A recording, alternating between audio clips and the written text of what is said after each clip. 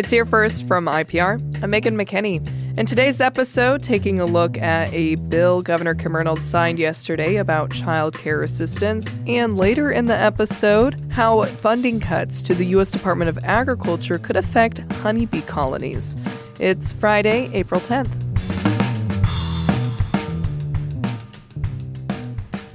Election analysts at the nonpartisan Cook Political Report have rated the Iowa governor's race as a toss-up. 5 Republicans are running for governor, with Congressman Randy Feenstra considered most likely to become that party's nominee.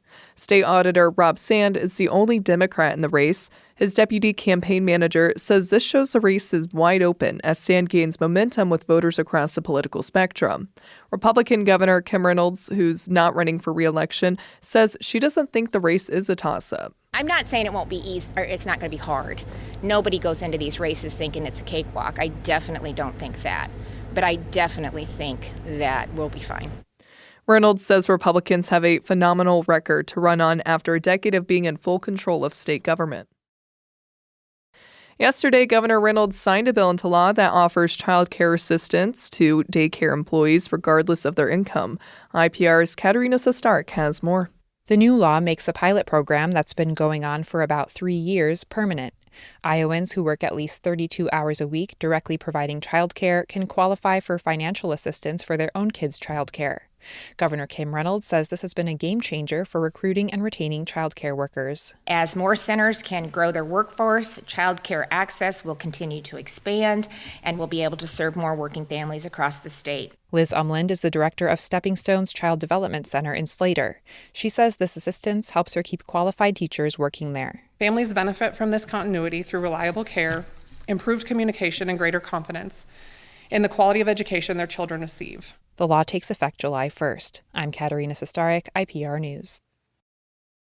Central Iowa could soon see more centralized services for victims of sexual assault under a bill advanced by a House panel. IPR's Isabella Liu reports it would help fund the SAFE Center of Iowa and Polk County. The center plans to open later this year. Clients would be able to access acute medical services, counseling, and other support resources to help them navigate the aftermath of sexual assault. April Conway is a survivor of sexual assault. She says the center could prevent others from experiencing the same shame and lack of support she felt. So if there's another location they can go to where they can feel safe from the moment they walk in and have someone that can walk with them through the entire process, however long that is, Iowa needs that. The president of the SAFE Center board says the project needs $750,000 to $1 million in annual support. He says Polk County alone sees 300 to 400 patients each year. I'm Isabella Liu, IPR News. Unity Point St. Luke's Hospital in Cedar Rapids says an internal document circulating online that tells employees how to address law enforcement requests is not official and does not reflect the hospital's practices. The document says hospitals are no longer considered protected areas for immigration enforcement purposes. It also tells employees they can share a patient's name, address, and social security number with immigration enforcement under certain circumstances. A statement from St. Luke's says Unity Point is concerned with the way the document has been portrayed online and that patient safety and privacy are top priorities. You're listening to Here First from IPR. I'm Megan McKinney. A U.S. Department of Agriculture lab in Maryland has helped beekeepers for decades. But now the Trump administration is planning to close that facility, leaving the bee industry worried about how to stay sustainable. We're going to take a look at this in just a moment. Stay with us. Welcome back to this Friday edition of Here First from IPR. I'm Megan McKinney. More than 1 million honeybee colonies have died across the U.S. in recent years, and colony die-offs continue.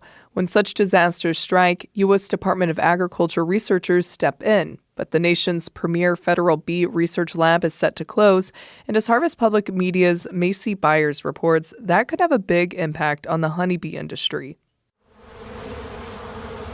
It's a sunny March day in Omaha, Nebraska.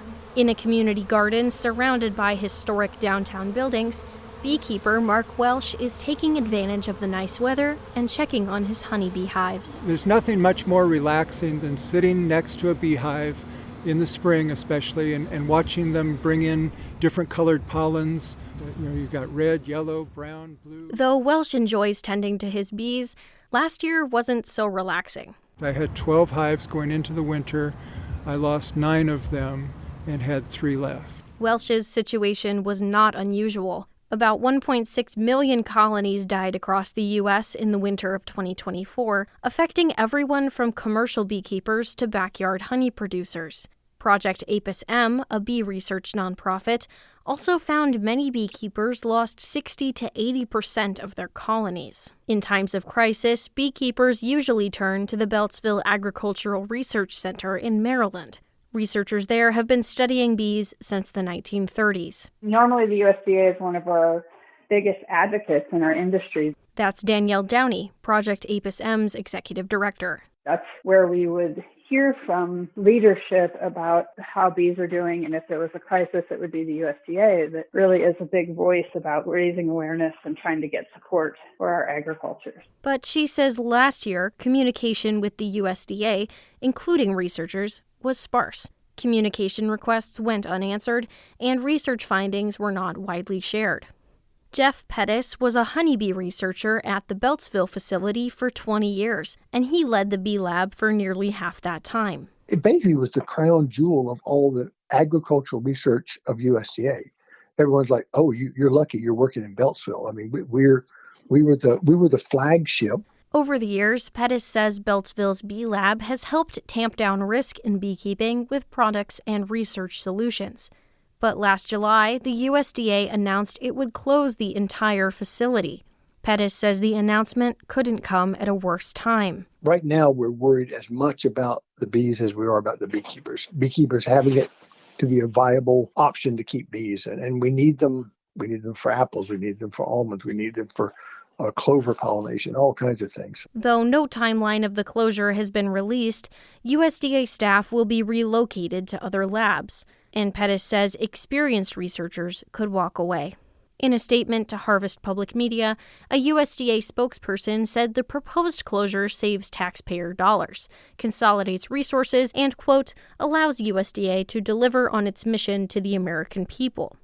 With the uncertain fate of federal bee research, universities are the next line of defense for disease response and research. Garrett Slater is a honeybee researcher at Texas A&M, which will soon open a disease testing lab funded by the state. I think at this point, with the federal government being in limbo, that maybe it does come down to the state level and that we need to kind of develop things in a different way than we've always done it. Slater has also worked as a USDA bee researcher and says the Beltsville facility is a key disaster response hub. But state or regional testing, he says, may be the next best option if its bee lab is dissolved.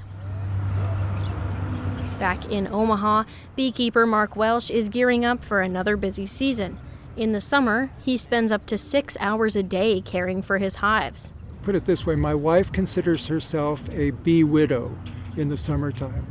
If that gives you any idea how long I'm gone. Testing for mites, feeding the bees, and harvesting honey is a lot of work. But for Welsh, it's worth it. And despite the setbacks, he and his bees aren't giving up. I'm Macy Byers, Harvest Public Media. Great reporting from our partners at Harvest Public Media. It's a collaboration of public media newsrooms in the Midwest and Great Plains, including IPR, covering ag, food systems, and rural life. Hey, glad you took the time to listen to Hear First from IPR today. I'm Megan McKinney. Have you been enjoying the rainy, spring-like weather we've been having? I think it's kind of nice. Hope you have a good weekend. Talk on Monday.